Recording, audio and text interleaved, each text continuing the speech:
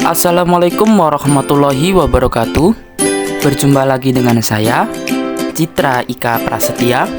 Pada video kali ini membahas mengenai topik 2, yaitu elaborasi pemahaman, dengan judul mengkaji pemahaman UPD sebagai kerangka kerja kurikulum berdasarkan temuan dalam artikel ilmiah. Simak baik-baik videonya ya.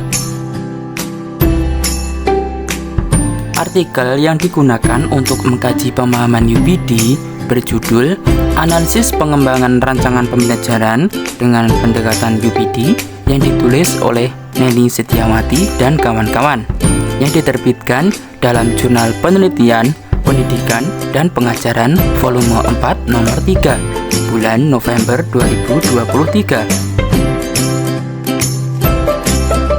Tujuan dari penelitian tersebut adalah untuk menganalisis pengembangan rancangan desain pembelajaran menggunakan pemahaman dengan pendekatan understanding by design.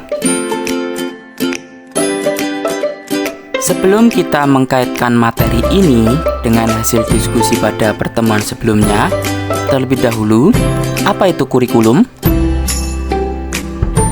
Berdasarkan Undang-Undang Nomor 20 Tahun 2003, kurikulum adalah seperangkat rencana dan kesepakatan tentang tujuan, isi, bahan pelajaran, dan cara menjadi pedoman penyelenggaraan kegiatan pembelajaran untuk mencapai tujuan pendidikan nasional. Understanding by Design atau UPD merupakan pendekatan yang terfokus pada tujuan pembelajaran. UPD dirancang dengan menggunakan teknik backward design atau desain mundur. Desain mundur yang digunakan meliputi 3 tahapan, yaitu pertama, menentukan atau mengidentifikasi hasil yang diinginkan. 2, menetapkan bukti atau indikator untuk mencapai hasil tersebut. Kemudian yang ketiga, merancang pengalaman belajar.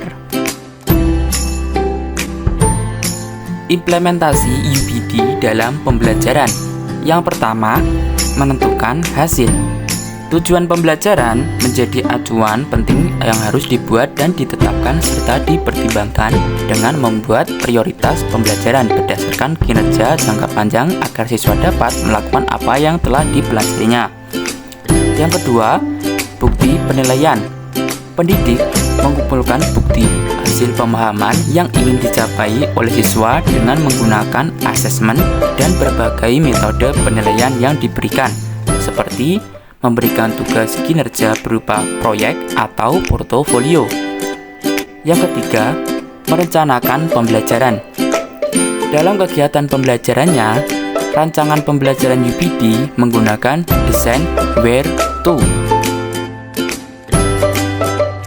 Lalu, bagaimana implementasi UPD di Indonesia? UPD atau Understanding by Design sudah diimplementasikan di Indonesia. Penerapan dalam proses pembelajaran di kelas dinyatakan efektif. Hal tersebut berdasarkan hasil yang diperoleh oleh peneliti sebelumnya, yang menyampaikan bahwa peserta didik memiliki persepsi bahwa UPD sudah efektif untuk digunakan dan dapat meningkatkan motivasi serta aktivitas belajar siswa. Hasil pembelajaran yang diharapkan dalam kerangka UPD. Terdapat 6 aspek pemahaman yang harus dikuasai oleh siswa, yaitu sebagai berikut. Pertama, kemampuan menjelaskan. 2, kemampuan interpretasi atau menafsirkan. 3, kemampuan aplikasi atau menerapkan. 4, kemampuan memiliki perspektif. 5, kemampuan berempati. Yang keenam, kemampuan memiliki pengetahuan diri sendiri. Peran pendidik dalam kerangka UPD. Berkaitan dengan kerangka UPD, pendidik bertanggung jawab merancang untuk dapat menentukan hasil belajar yang diinginkan.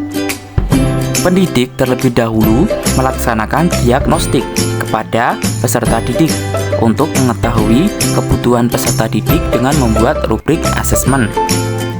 Permendikbud nomor 67, 68, dan 69 menyatakan bahwa karakteristik kompetensi dasar lebih berfokus pada kompetensi yang ingin dicapai, bukan pada materinya, sehingga pendidik didorong untuk menggunakan fokus pembelajaran result focus design atau backward design. Sampailah kita pada akhir video yang mengulas mengenai materi pemahaman UPD sebagai kerangka kerja kurikulum yang dikaitkan dengan temuan-temuan yang ada pada artikel ilmiah. Terima kasih sudah menyimak video kali ini dengan seksama. Sampai jumpa di lain kesempatan. Wassalamualaikum warahmatullahi wabarakatuh.